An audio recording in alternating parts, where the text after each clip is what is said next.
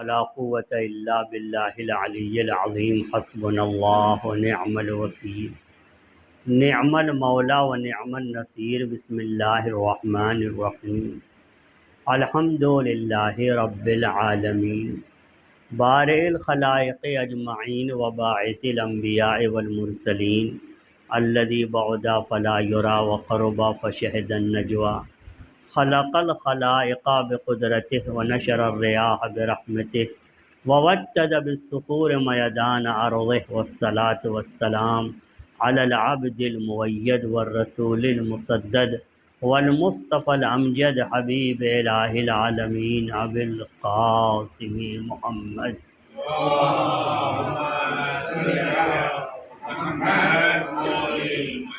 وعلى أهل بيته الطيبين الطاهرين المعصومين واللعنة الدائمة الباقية على أعدائهم ومنكري فضائلهم وغاصبي حقوقهم وناصبي شيعتهم من الآن إلى قيام يوم الدين أما بعد فقد قال الله تبارك وتعالى بسم الله الرحمن الرحيم يا أيها الذين آمنوا اصبروا وصابروا ورابطوا واتقوا الله لعلكم تفلحون ایک صلوات پڑھیں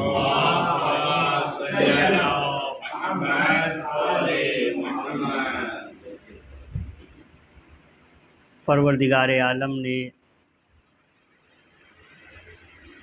قرآن کریم کی تلاوت اور قرآن کریم کی قراءت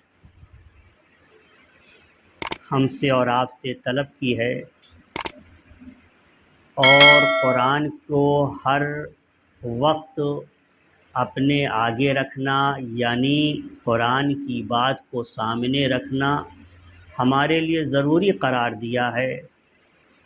اس نے فرمایا ہے کہ اذا التبست علیکم الفتن، معصومین نے فرمایا ہے کہ اذا التبست علیکم الفتن، جب تم پر طرح طرح کے فتنے منڈلانے لگے اور فتنے سے بچاؤ کا راستہ تمہیں نظر نہ آئے،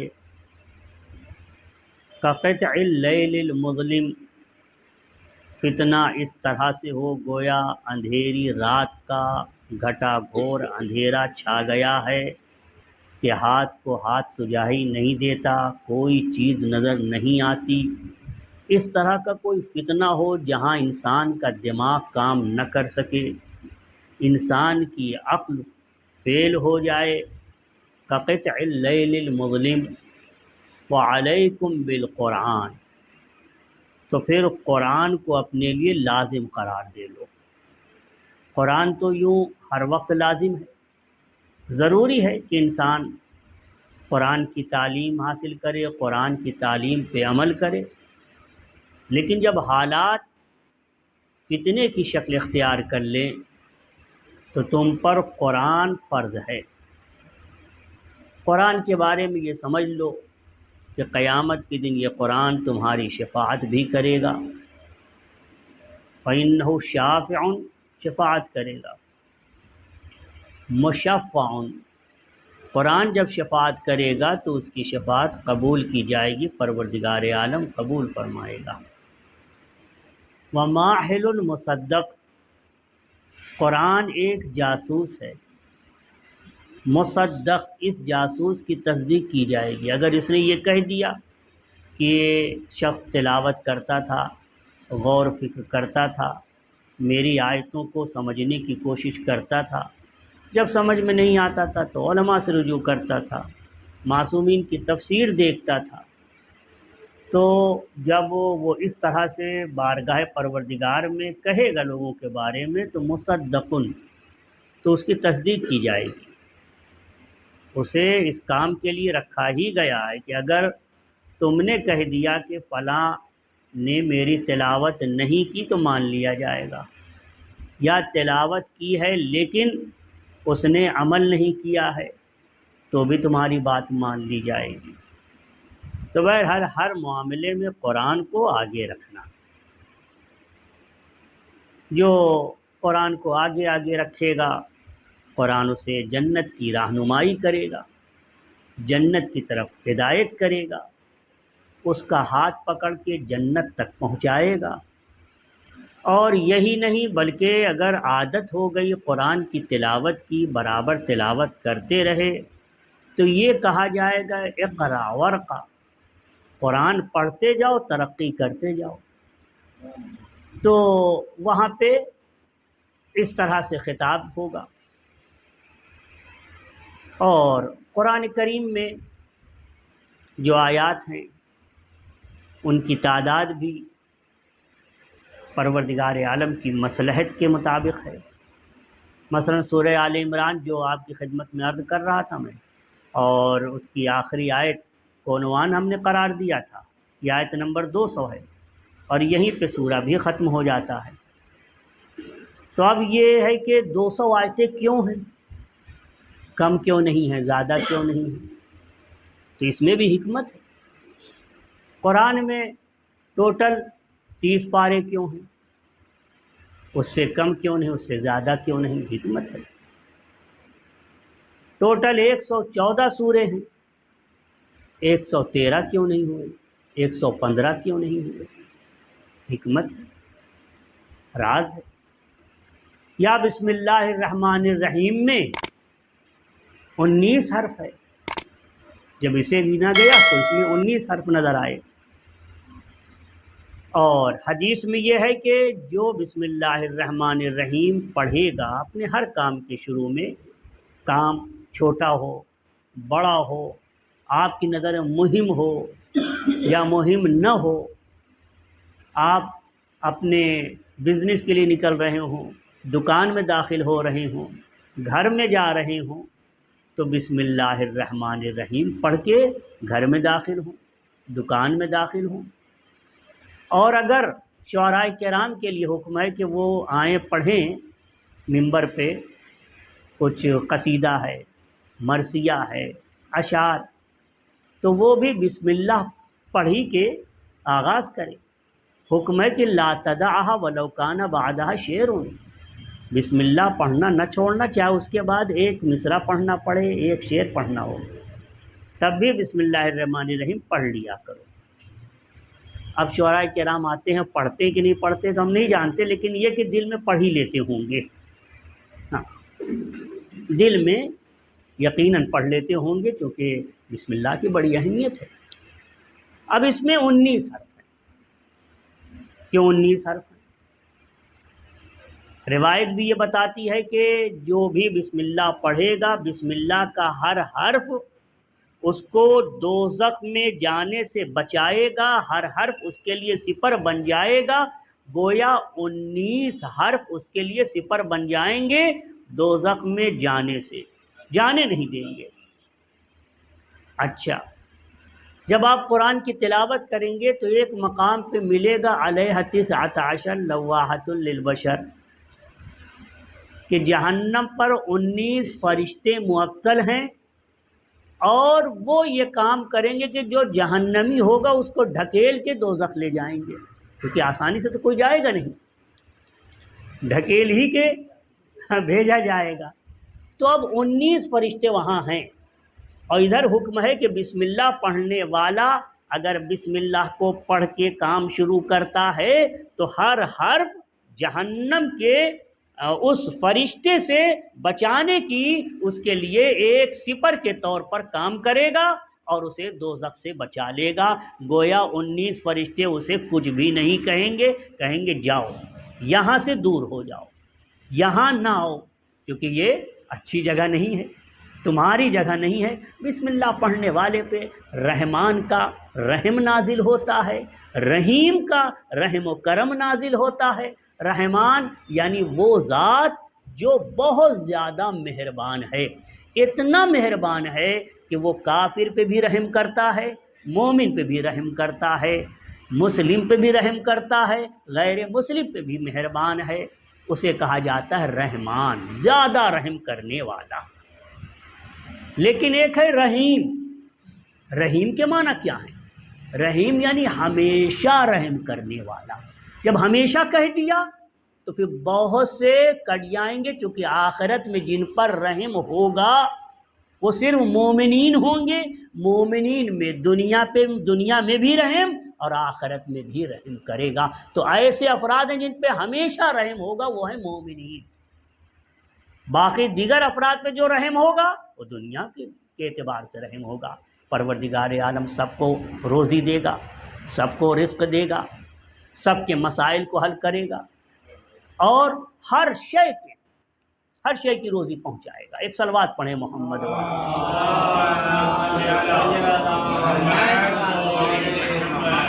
یہ ایک جملہ معترضہ کے طور پر ہے، یعنی کچھ باتیں ہم آپ کو اس باب سے عرض کر دیں کہ کبھی کبھی عدد بھی اثر کرتا ہے۔ عدد یعنی 19 کا ایک عدد ہے، یہ اثر کر رہا ہے۔ 19 فرشتوں کے لیے عوض بن جائے گا، وہ فرشتے اسے دوزخ سے بچا لیں گے۔ یہ عدد کا فائدہ ہے۔ عدد کا کبھی یہ بھی فائدہ ہوتا ہے کہ حکم ہے کہ تسبیح پڑھیے تو 34 مرتبہ اللہ اکبر، 33 مرتبہ الحمدللہ، 33 مرتبہ، اب ٹوٹل 100 بار ہو گئے۔ ٹھیک، اب یہ اس میں کوئی حکمت ہے، یقیناً راز ہے۔ اسی طرح سے کسی ذکر کے لیے کہا گیا ہے کہ 100 بار پڑھو، کسی کے لیے کہا گیا ہے 10 بار پڑھو۔ 10 بار کہی یا اللہ ہو یا اللہ ہو یا اللہ، تو حکم ہے کہ میرے بندے جو بھی سوال ہو پیش کرو، میں تیری ہر حاجت کو قبول کر لوں گا۔ اب 10 مرتبہ کا ایک اثر ہے۔ ایسے ہی حکم ہے کہ جو میری امت میں 40 حدیثیں حفظ کر لے، یاد کر لے۔ 40 حدیثیں کیسی ہونی چاہیے؟ جو روز مرہ کے کاموں میں استعمال ہو سکے۔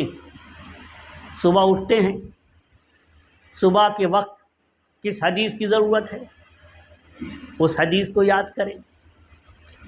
اب آرام کا وقت ہے، کھانا کھا چکے ہیں تو اس وقت کی متعلق حدیث، واجبات کے متعلق حدیث، حرام سے متعلق حدیث، مستحبات سے متعلق حدیث، معاشرے میں کیسے رہنا اس کے بارے میں ایک حدیث، بزرگوں کا احترام کیسے کرنا ہے اس کے بارے میں ایک حدیث، چھوٹے بچوں پہ کیسے مہربان رہیں اس کے بارے میں حدیث۔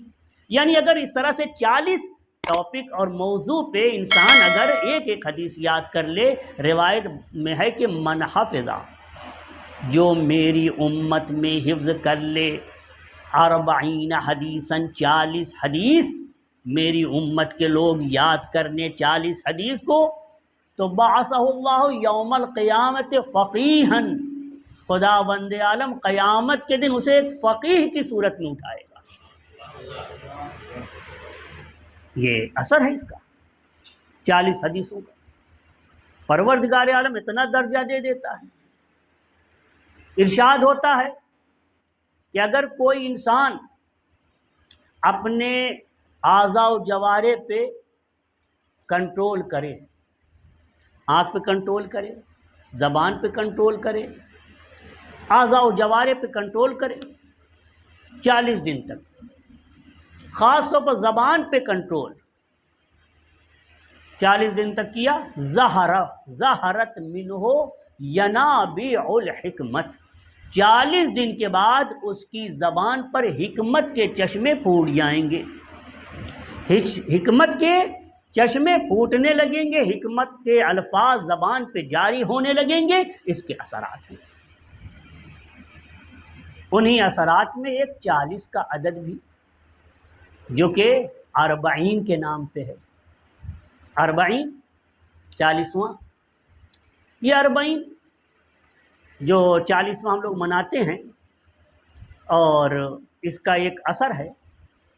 اثر اس کا عام لوگوں کے بارے میں تو یہی ہے کہ 40ویں دن، 40 دن جب ہو جاتے ہیں تو دل کو تسکین ہو جاتی ہے، انسان دھیرے دھیرے غم کو بھولنے لگتا ہے۔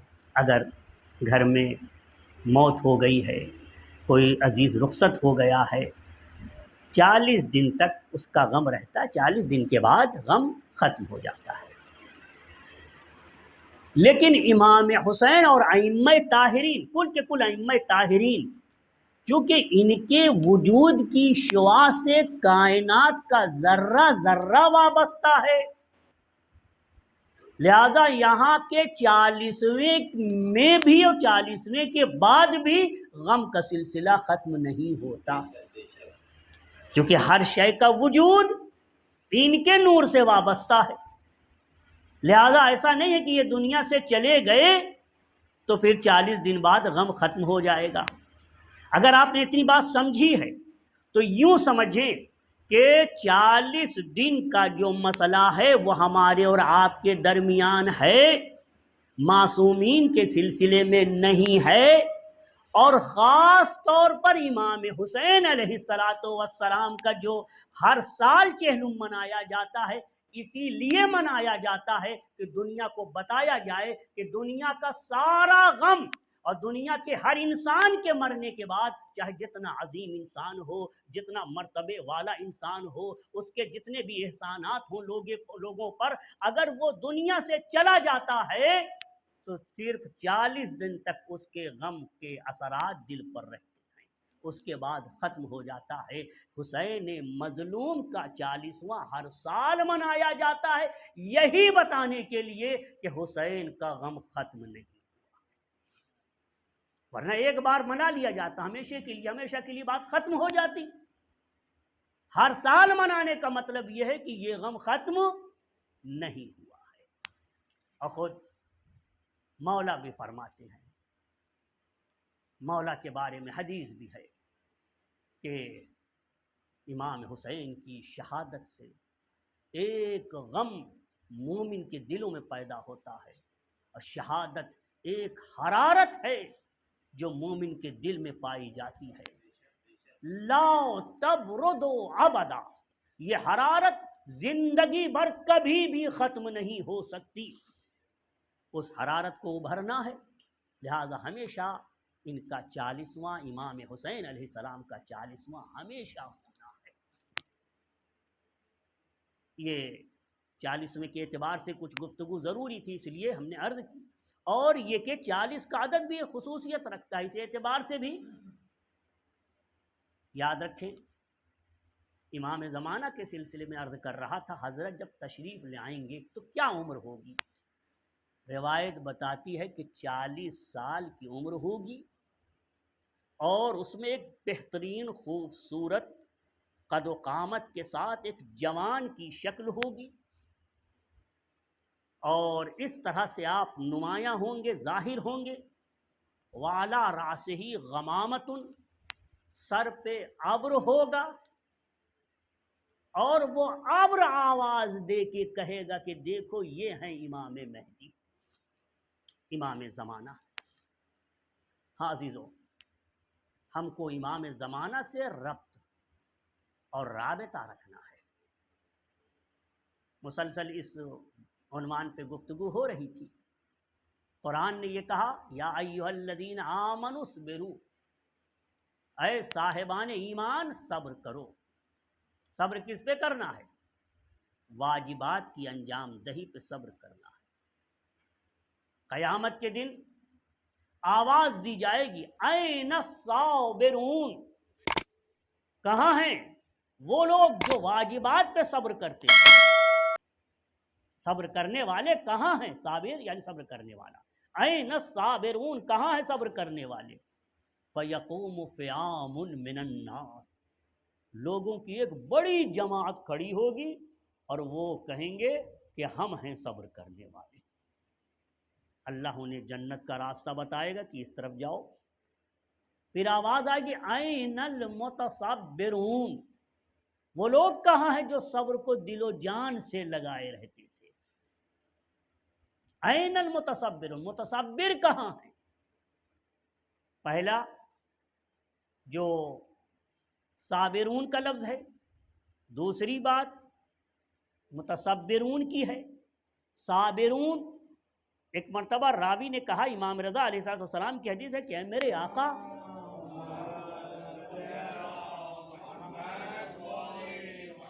صابرون کا مطلب کیا ہے اور متصبرون کا مطلب کیا ہے؟ آپ نے فرمایا صابرون سے مراد وہ لوگ ہیں جو فرائض پہ صبر کرتے ہیں، اور متصبرون سے مراد وہ لوگ ہیں جو حرام سے اجتناب کرتے ہیں۔ حرام سے پرہیز کرتے ہیں۔ یا ایھا الذین آمنوا اصبروا وصابروا، صابروا معصوم فرماتے ہیں صابروا علی عدوکم، تمہارے دشمن ہوں گے، دشمن تمہیں اذیت پہنچائے گا، تکلیف دے گا، اور تم اس کا جواب نہیں دے سکو گے، تو تم کو استقامت دکھانا ہے، اور جتنی اس طرف سے تیاری ہو اس سے زیادہ تمہاری تیاری ڈیفینس میں ہو۔ ایسا نہ ہو کہ دشمن تمہیں طعن و طنز کرے اور تم چڑھ جاؤ اور بعد میں اپنے ہی کو برا بھلا کہنے لگو، اماموں کو برا بھلا کہنے لگو، صبر کا دامن چھوٹ جائے۔ نہیں، ایسا کرو کہ دشمنوں پہ استقامت، صبر سے کام لو۔ ایک شخص نام ہے طریف، ابو نصر اس کی کنیت ہے، اس نے امام زمانہ علیہ الصلاۃ والسلام کی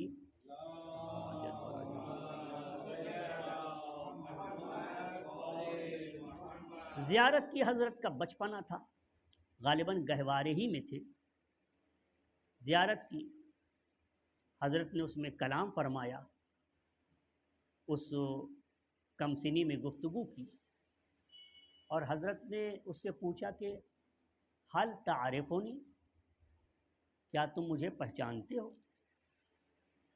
اس نے کہا ہاں میں آپ کو پہچانتا ہوں۔ گہوارے میں حضرت ہیں، امام زمانہ ہیں، اور وہ شخص گفتگو کر رہا ہے۔ امام نے پوچھا کہ حل تعرفونی، کیا تم مجھے پہچانتے ہو؟ اس نے کہا میں پہچانتا ہوں۔ کہا بتاؤ میں کون ہوں؟ اس نے کہا انت سیدی و ابن سیدی، آپ میرے سید و سردار ہیں اور سید و سردار کے فرزند ہیں۔ آپ نے فرمایا یہ نہیں ہے، سید و سردار ہوں، سید و سردار کا فرزند ہوں، تم میری امامت کے قائل ہو یا نہیں؟ میں آخری امام ہوں، انا خاتم الاوصیاء، میں آخری وصی ہوں، پیغمبر کا آخری جانشین ہوں۔ بی یدفع اللہ عن اہلی و شیعتی البلاء، میرے دامن سے متمسک رہو گے تو خداوند عالم میرے ذریعے سے میرے اہل و عیال و گھر والوں سے تمام بلاؤں کو دور کرے گا، اور میرے چاہنے والے شیعوں سے بھی تمام بلاؤں کو دور کرے گا۔ بی یدفع اللہ عن اہلی و شیعتی البلاء۔ ایک صلوات پڑھیں محمد والے۔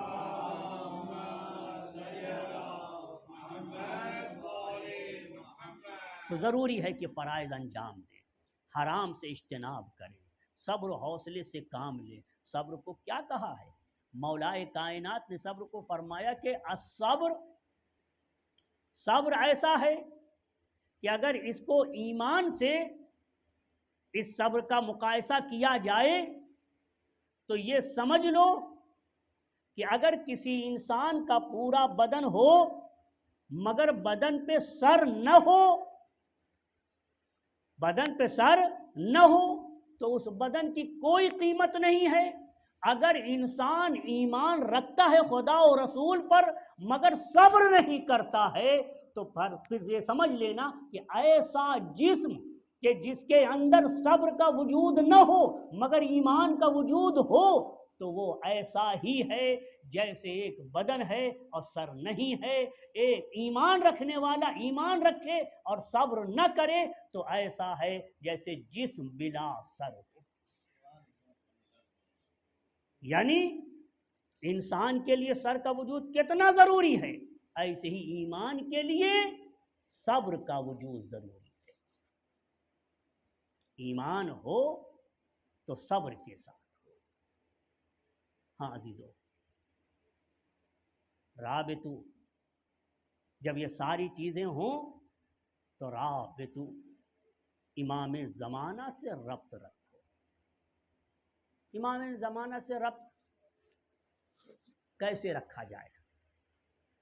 کچھ کام کرنا ہوگا جس کے ذریعے سے ربط ہو سکتا ہے۔ ایک تو ہم نے بتایا تھا، آپ کی خدمت میں حدیث بھی پیش کی تھی کہ واقعی منتظر ہوں، دوسرے حرام کاموں سے بچیں، تیسرے اخلاق کریمانہ اخلاق ہوں، کریمانہ اخلاق ہوں۔ روایت میں سید الاعمال ثلاثۃ،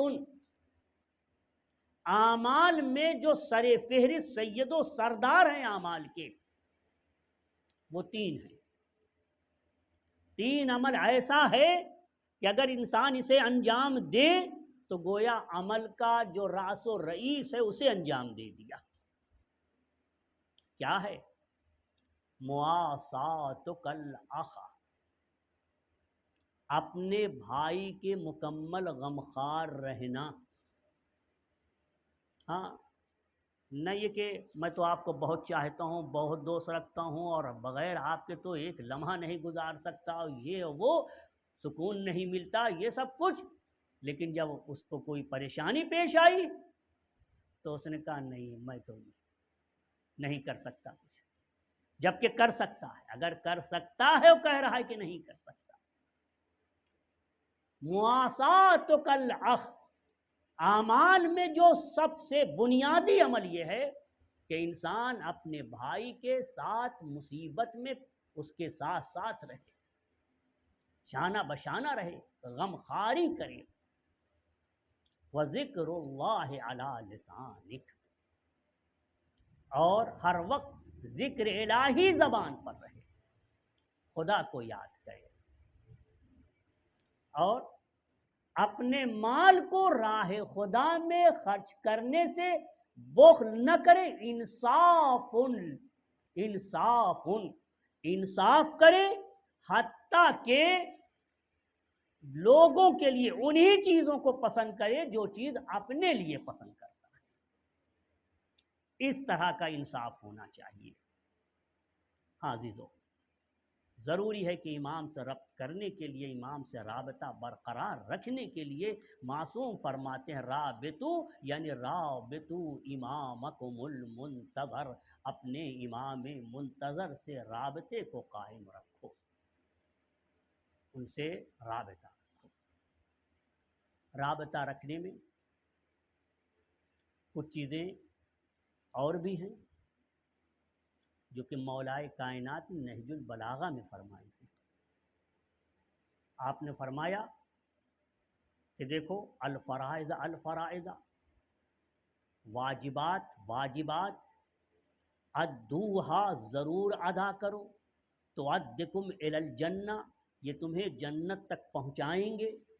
اور یاد رکھو، اللہ نے جو جو چیزیں حرام قرار دی ہیں ان میں حکمتیں موجود ہیں، اور جن جن چیزوں کو اللہ نے حلال قرار دیا ہے اس میں کہیں سے کسی کو عیب نظر نہیں آ سکتا۔ یعنی اس طرح سے گفتگو کر رہے ہیں، پھر فرماتے، اس کے بعد آپ کا ارشاد ہے، فرماتے ہیں کہ فضل اللہ حرمت المسلم، خداوند عالم نے ایک مسلمان کے احترام کو فضیلت دی ہے، علی الحرم کلہا، تمام احترامات پر مسلمانوں کے احترام کو فضیلت دی ہے۔ لہذا مسلمانوں کا احترام کرنا، وشد بالاخلاص والتوحید حقوق المسلمین، اور اخلاص کے ذریعے سے، توحید کے ذریعے سے مسلمانوں کے حقوق کو مضبوطی سے، پابندی سے انجام دینا۔ اگر تم اس طرح سے کرتے ہو تو ایک صحیح مسلمان اور صحیح مومن ہو۔ المسلم من سلم المسلمون من لسانہ ویدہ الا بالحق ولا یحل اذی المسلم الا بما یجب۔ مسلمانوں کو نہ زبان سے آپ تکلیف دے سکتے ہیں، نہ ہی ہاتھ سے انہیں تکلیف دے سکتے ہیں۔ مسلمان وہی ہے کہ لوگ جس کے ہاتھ سے محفوظ ہوں، جس کی زبان سے محفوظ ہوں، اور مسلمان وہی ہے کہ جس کو کوئی اذیت نہ کرے، یعنی وہ مسلمان ہے جو کسی کو اذیت نہ کرے، ہاں وہ خود کسی کو اذیت نہ کرے تو وہ مسلمان ہے۔ ہاں یہ اور بات ہے بالحق و بما وجب کا جو لفظ لائے ہیں کہ کبھی ایسا ہو سکتا ہے کہ وہ شرع کے دائرے میں آ گیا، کوئی ایسا گناہ کیا ہے کہ شرع نے سزا جاری کی ہے تو اس کی بات الگ، لیکن تم کسی مسلمان کو اذیت نہ دے۔ یہ مولائے کائنات سفارش کر رہے ہیں، سفارش فرما رہے ہیں۔ ہاں عزیزو، کیا لوگوں نے مولائے کائنات کی اس نصیحت پہ عمل کیا؟ زبان سے دوسرے مسلمان محفوظ رہے؟ کیا امام نے جو فرمایا کہ رابطے میں رہو، رابطہ برقرار رکھو، کیا یہ لفظ قرآن کا لفظ نہیں ہے؟ رابطو قرآن کا لفظ ہے، رابطہ برقرار رکھو۔ اور تفسیروں میں یہ نہیں ہے کہ اپنے امام سے رابطہ برقرار رکھو، تفسیروں میں یہ بات پائی جاتی ہے کہ اپنے امام سے رابطہ برقرار رکھو۔ اور یہ لفظ رابطہ صرف اسی جگہ نہیں استعمال ہوا ہے، اور بھی دوسرے مقامات پہ استعمال کیا گیا لفظ رابطہ۔ ایک جگہ اور بھی آیا ہے لِيَرْبِطَ عَلَىٰ قُلُوبِكُمْ، جب معصومین سے پوچھا گیا کہ اس آیہ کریمہ میں سورہ انعام کی آیت لِيَرْبِطَ عَلَىٰ قُلُوبِكُمْ کیا مراد ہے؟ فرمائے کہ من والا علی، جو علی سے محبت کرے گا، یربط اللہ قلبہ بعلی، خدا اس کے دل کو، اس کے قلب کو علی سے جوڑ دے گا، یعنی اس کے دل میں علی کی محبت پیدا کر دے گا، اس کا لگاؤ علی سے برقرار کر دے گا۔ ہاں اس کے دل کو علی سے جوڑ دے گا، یعنی اس کے دل میں علی کی محبت رہے گی۔ وَيَثْبُتُ عَلَىٰ وِلَایَتِهِ، اور علی کی ولایت پہ ہمیشہ قائم رہے گا۔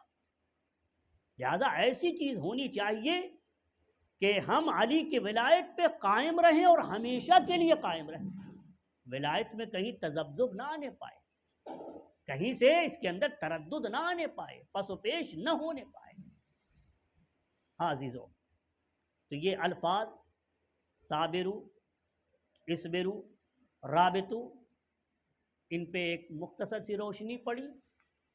آخر میں ارشاد ہوتا ہے وَاتَّقُوا اللَّهَ، تقوی الہی اختیار کرو۔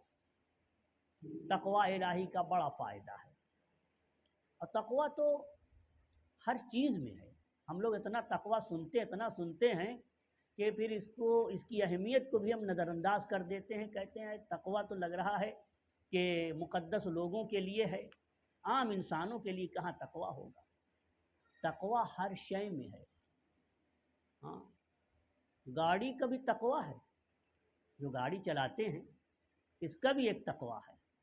تقوی کیا ہے؟ سامنے خطر دیکھیں تو بریک لگائیں، یہ بریک تقوی ہے اس کے لیے۔ پھولوں کا بھی ایک تقوی ہے، پھول کے اندر بھی اور پھول کے اطراف میں بھی آپ کو کانٹے ملیں گے، تاکہ کوئی دوسری چیز جو پھول کے لیے نقصان دہ ہے وہ پھول تک نہ پہنچنے پائے، اور اس سے پھول کو تکلیف نہ ہو، کلی کو نقصان نہ ہو۔ لہذا یہ کانٹے کیا ہیں؟ پھول کے لیے تقوی ہیں، ہر چیز کے لیے تقوی ہے۔ تقوی اختیار کریں۔ تقوی من عزم الامور، بڑی ہمت کا کام ہے، عزم الامور ہے۔ اگر تقوی اختیار کرو گے یجعل اللہ، خدا وند عالم تمہارے لیے بچاؤ کا راستہ، یہ مخرجہ، تمہارے لیے بچاؤ کا راستہ ہر جگہ پیدا کر دے گا۔ جہاں کہیں کوئی مشکل پیش آئی، آپ کے بچنے کا راستہ وہاں نکل آئے گا، وہاں پہ راہ نجات نکل آئے گی۔ تقوی اختیار کرو، یصلح لکم اعمالکم، تمہاری پوری زندگی ٹھیک کر دی جائے گی۔ یہ قرآن کریم ہے۔ یغفر لکم، تمہارے ہر چھوٹے بڑے گناہوں کو بخش دیا جائے گا۔ تقوی اختیار کرو، اس لیے کہ پروردگار عالم نیکی کرنے والوں کے ساتھ ہے۔ یہ جنت اعدت للمتقین، متقین کے لیے ذخیرہ کر کے رکھی گئی ہے۔ عزیزو، گفتگو کو یہیں پہ ختم کرنا ہے تاکہ وقت کے اندر ہی ساری باتیں تمام ہو جائیں۔ عزیزو، آیہ کریمہ میں جن ذمہ داریوں کی طرف اشارہ کیا گیا ہے، امام زمانہ سے اگر رابطہ قائم کرنا ہے تو واجبات، صبر اور ساتھ ہی ساتھ تقوی الہی اختیار کرے۔ اگر یہ ساری چیزیں ہمارے اندر ہوئیں تو امام زمانہ سے ہمارا ارتباط قائم ہوگا، لگاؤ ہمارا بہترین سے بہترین ہوگا۔ ہم اگر تعلقات ہمارے خراب بھی ہو گئے ہیں تو ہم دوبارہ استوار کر سکتے ہیں ان تمام چیزوں کے ذریعے سے۔ تعلقات دوبارہ استوار کریں۔ عزیزو، آئیے آپ کو کربلا کے واقعے کی طرف لے چلیں، لیکن مدینے میں ایک واقعہ پیش آیا ہے جو کہ مکمل کربلا کے واقعے کی عکاسی کرتا ہے۔ واقعہ یہ ہے، ابن عباس کہتے ہیں کہ سرکار دو عالم نے صبح کی نماز ادا کی اور اس کے بعد ہماری طرف رخ کیا۔ صحابہ کرام بیٹھے ہوئے ہیں اور پیغمبر وعظ و نصیحت کر رہے ہیں۔ وعظ و نصیحتوں کا سلسلہ جاری تھا اور سب پیغمبر کی اس تقریر سے، اس موعظے سے لطف اٹھا رہے تھے، سب خوشحال تھے۔ ایک مرتبہ پیغمبر کی نظر دروازے کی طرف بڑھی، یعنی آپ نے نگاہ اٹھا کے دروازے کی طرف دیکھا۔ صحابہ نے سمجھا کہ پیغمبر کسی کو دیکھ رہے ہیں، صحابہ بھی مڑ گئے، دیکھا کہ امام حسن امام حسین تشریف لا رہے ہیں۔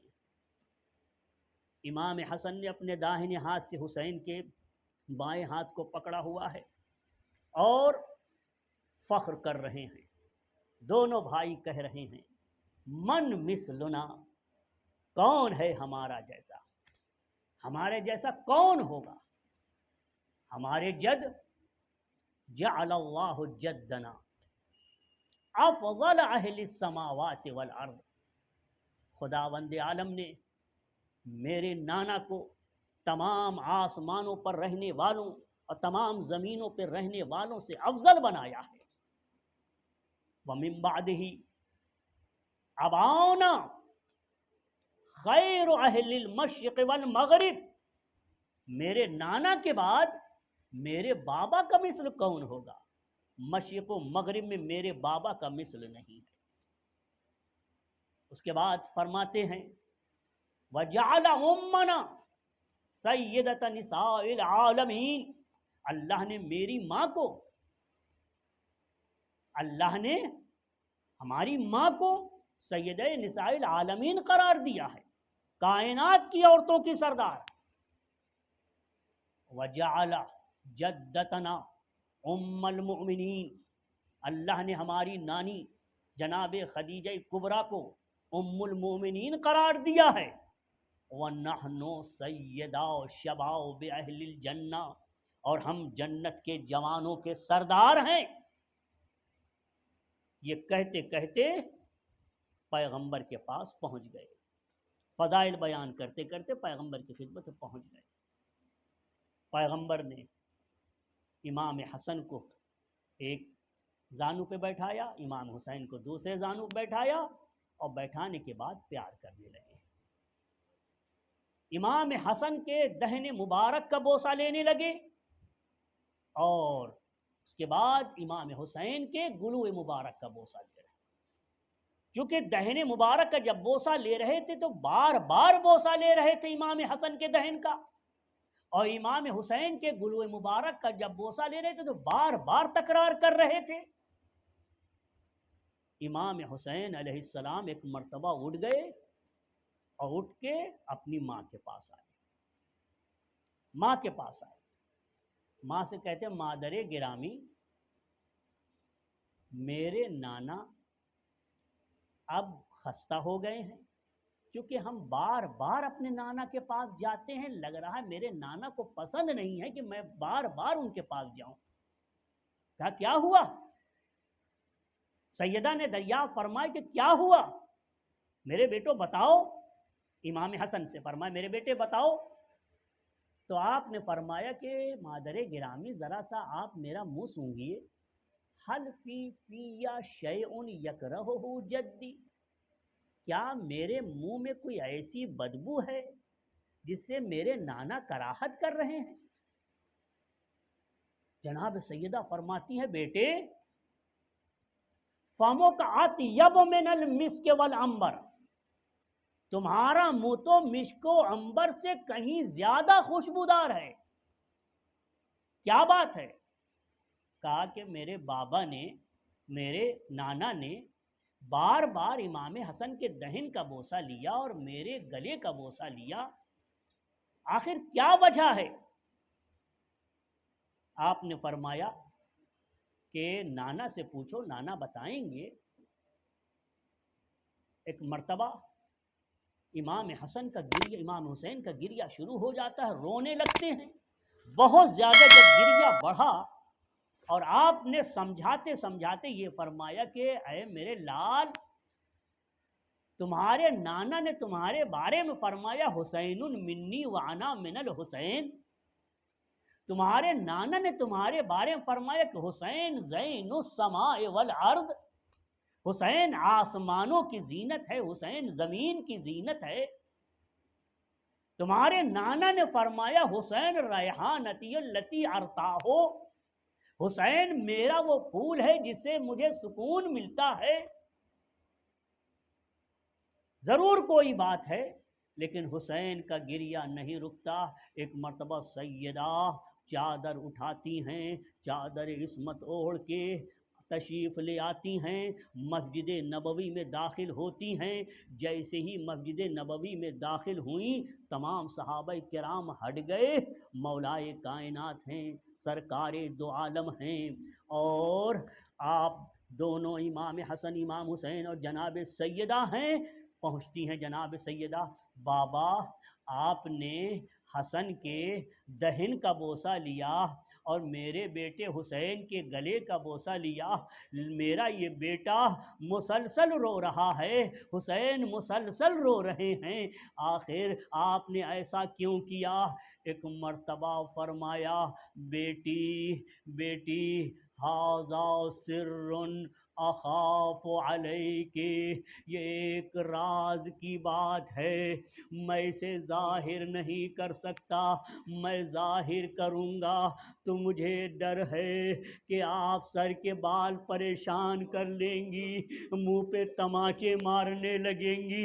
ہاں عزیزو، زہرا کا اصرار بڑھ رہا ہے۔ زہرا فرماتی ہیں بابا وہ کون سا راز ہے، ذرا بیان کیجئے۔ ایک مرتبہ رسول خدا بیان کرنے لگتے ہیں، لیکن اشارہ کرتے ہیں علی کی طرف، اے علی فاطمہ کے بازوؤں کو پکڑ لو، میں اب بیان کرنا چاہ رہا ہوں۔ ہاں عزادارو، بیان کیا۔ کیا بیان کیا؟ آپ نے فرمایا کہ میں نے حسن کے دہن کا بوسہ لیا، اما الحسن فیقتل مسموما، میں نے حسن کے دہن کا بوسہ اس لیے لیا ہے کہ انہیں زہر سے شہید کر دیا جائے گا، اور شہید کرنے والی عورت کا یہ نام ہے، نام بھی آپ نے بتایا۔ اس کے بعد آپ نے فرمایا اما الحسین حسین میں نے حسین کے گلے کا بوسہ کیوں لیا؟ اسے سننا چاہتی ہو؟ میں نے اس لیے بوسہ لیا یہ حسین فیقتل منحورا بسیف شمر ابن ذی الجوشن الذبابی، میرا یہ نواسا حسین شمر ملعون کے تلوار سے نہر کیا جائے گا، گلے کو ذبح کر دیا جائے گا، گلے پہ تلوار چلے گی۔ ہاں آزادارو، ایک مرتبہ جس بات کا ڈر تھا وہی ہوا۔ زہرائے مرضیہ نے اپنے بالوں کو بکھیر لیا، زمین سے مٹی اٹھا کے سر پہ ڈالنے لگی، منہ پہ تماچے مارنے لگی۔ ہاں آزادارو، ایک مرتبہ دریافت کرتی ہیں، حدیث طولانی ہے کہ میرے بچے پہ کون روئے گا، کون گریا کرے گا۔ ہاں عزیزو، چونکہ آپ حدیث اس طرح کی سن چکے ہیں، برابر آپ کے سامنے پیش ہوتی ہے۔ ایک مرتبہ روایت میں یہ ملتا ہے کہ جب زہرا رونے لگی، بلند آواز سے چیخ کر رونے لگی، تو تمام انصار و اصحاب کی، انصار و مہاجرین کی عورتیں مسجد کے اندر آ گئی اور گریہ کرنے لگی، رونے لگی۔ روتی تھی، اتنا روتی تھی کہ خود ابن عباس کہتے ہیں کہ اس دن ایسا گریہ ہوا کہ لگتا تھا کہ در و دیوار سے گریہ کی آواز آ رہی ہے۔ ابن عباس کا بیان ہے کہ ایسا لگتا تھا کہ جنوں کی عورتیں بھی گریہ کر رہی ہیں، اتنا گریہ تھا۔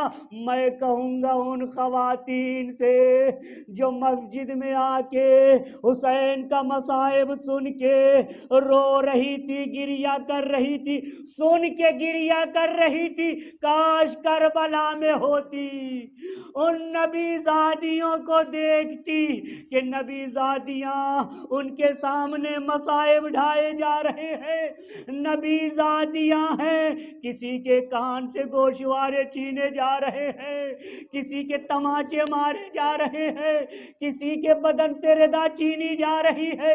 آزادارو، ارے اس منزل کو دیکھتی اگر مہاجر و انصار کی عورتیں، تو ان کا کیا عالم ہوتا جو نبی زادیوں نے، حسین کے اہل حرم نے دیکھا۔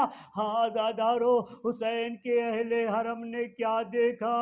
حسین کے اہل حرم نے یہ دیکھا کہ حسین کی ایک چھوٹی بچی ہے، نام ہے سکینہ، اپنے بابا کے پاس گئی ہے، بابا سے لپٹ گئی۔ بابا صبح سے آپ گئے ہیں، کئی مرتبہ واپس آئے ہیں، اب آپ جائیں گے تو واپس آئیں گے۔ فرمایا بیٹی اب میں واپس نہیں آؤں گا۔ آپ نے فرمایا، سکینہ نے عرض کیا، اے میرے بابا ردنا الی حرم جدنا، ہمیں مدینہ پہنچا دیجئے، ہم نانا کے حرم میں پناہ لے لیں گے۔ ہاں عزادارو، آپ نے فرمایا لو ترک القطع لناما، بیٹی اب گنجائش نہیں ہے، جا نہیں سکتی۔ ایک مرتبہ حسین نے فرمایا، بیٹی میں نے تمہاری حاجت پوری نہیں کی، میں پوری نہیں کر سکتا تھا، ایک مرتبہ میری حاجت بھی سن لو، میری ایک حاجت ہے وہ میں تم سے بیان کرنا چاہتا ہوں۔ ایک مرتبہ سکینہ نے یہ دیکھا میرا بابا مجھ سے کوئی حاجت طلب کرنا چاہ رہا ہے، سینے سے لپٹ گئی، چہرے کا بوسہ دینے لگی، بابا کہیے کیا حاجت ہے؟ آپ نے ایک مرتبہ ایک جملہ فرمایا، ارے جملہ کیا تھا کہ کائنات کو تڑپانے والا جملہ ہے۔ آپ فرماتے ہیں، اے میری بیٹی سکینہ لا تحرقی قلبی بدمعکی، اپنے ان آنسوؤں سے میرے دل کو مزید اب نہ جلاؤ، میرا دل تڑپ رہا ہے، میں تمہارے آنکھوں میں آنسو نہیں دیکھ سکتا۔ مادام الروح فی جسمانی، جب تک روح میرے بدن میں ہے، میرے سامنے اتنا گریہ نہ کرو، میں گریہ برداشت نہیں کر سکتا۔ ہاں عزادارو یہ سکینہ ہے، سکینہ سے رخصت ہوئے، حسین گئے۔ ایک مرتبہ سکینہ خیمے کے اندر گئی، امام زمانہ یہاں سے فرما رہے ہیں، امام زمانہ کے بھی چند الفاظ پیش کر دوں۔ امام زمانہ فرما رہے ہیں، امام زمانہ کہتے ہیں کہ سارے اہل حرم خیمے کے اندر تھے، یہ بچی بھی خیمے کے اندر تھی، پردے سے دیکھتی تھی میرا بابا آیا کہ نہیں آیا، میرا بابا آیا کہ نہیں آیا۔ رخصت آخر کے آخر میں گیا تھا، یعنی رخصت ہو کے گیا تھا، وداع کر کے گیا تھا، لیکن ایک مرتبہ آس لگائی ہوئی ہے کہ بابا ممکن ہے آ جائیں۔ ہاں عزیزو، تھوڑی دیر گزری تھی، امام زمانہ فرماتے ہیں کہ ذرا دیر گزری تھی، ایک مرتبہ ذوالجناح واپس آیا ہے۔ ذوالجناح کیوں واپس آیا ہے؟ اس لیے کہ حسین نے کہا اذا قتلت، اے ذوالجناح جب میں شہید کر دیا جاؤں، میری شہادت کی اطلاع میرے خیمے میں جا کے پہنچا دینا۔ ارے ذوالجناح نے کیا کیا؟ اپنے سر کو خوب حسین کے خون میں رنگین کیا، رنگین کر کے واپس آیا۔ امام زمانہ فرماتے ہیں کہ یہ گھوڑا الظلیم الظلیمہ کی صدا بلند کر رہا تھا، خیمے کے پاس پہنچا، ٹاپوں کو مارنے لگا، سر کو زمین سے ٹکرانے لگا۔ ایک مرتبہ سکینہ نے جب پردہ ہٹایا، دیکھا ذوالجناح ہے، زین الٹی ہوئی ہے، ذوالجناح خون میں شرابور ہے۔ ارے صرف سکینہ خیمے سے باہر نہیں آئی، 84 بچے عورتیں سب ملا کے تھے، یہ ایک مرتبہ خیمے سے باہر آ گئے اور ایک مرتبہ ذوالجناح کو گھیر لیا۔ اس میں سکینہ کا عجب عالم تھا، سکینہ ذوالجناح کے قریب آئی، ننھے ننھے ہاتھوں کو ذوالجناح کے سر پر پھیرنے لگی۔ اے ذوالجناح، مجھے یقین ہے کہ تو نے میرے بابا کا ساتھ زندگی میں نہیں چھوڑا ہے۔ اے ذوالجناح بس اتنا بتا دے، حل سقیابی ام قتلات شانہ، ارے میرے بابا کو پانی دیا گیا یا میرا بابا پیاسا مار ڈالا۔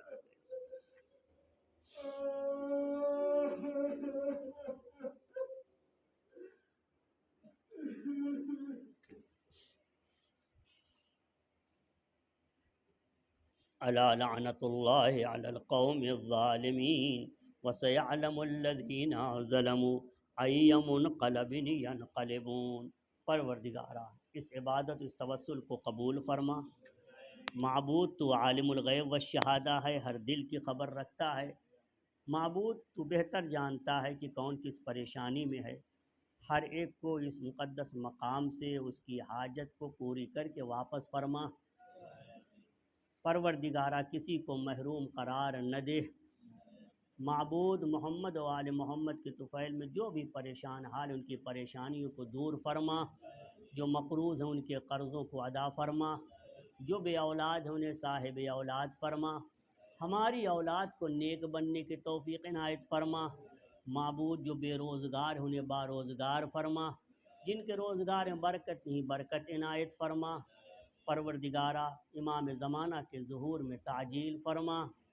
پروردگارہ ہم کو امام زمانہ سے زیادہ رابطہ اور حضرت کی تعلیمات پہ عمل کرنے کی توفیق عنایت فرما۔